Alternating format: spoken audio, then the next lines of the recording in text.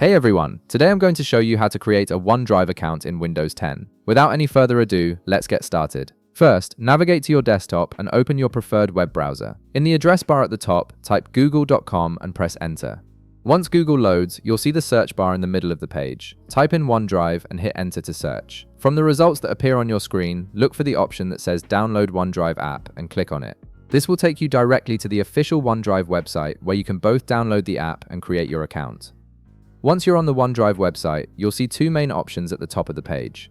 Look for the button that says Create a Free Account, which should be positioned right next to the Sign In option. Go ahead and click on Create a Free Account to begin the registration process. This will open a new browser window or tab where you'll be guided through the account creation steps. Now, you'll see a form with several fields that you need to fill out. Start by entering your desired email address in the first field. This will be your OneDrive login, so choose something you'll remember easily. After typing in your email, click the Next button to proceed to the next step. You'll then be prompted to create a password for your account. Make sure to choose a strong password that combines letters, numbers, and symbols for better security. Enter your password and click Next again. Next, you'll need to add a few personal details to complete your account setup.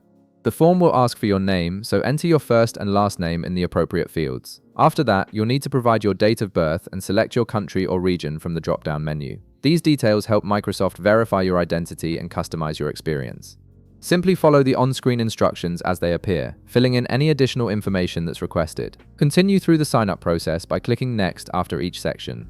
Microsoft may ask you to verify your account through a code sent to your email or phone number, so keep an eye out for that.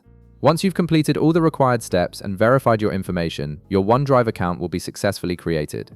You now have access to cloud storage where you can save, sync, and share your files across all your devices. And there you have it. You've successfully created your OneDrive account through the Microsoft website, and you're all set to start using cloud storage on Windows 10. If this video helped you out, be sure to leave a like, subscribe, and I'll see you in the next one.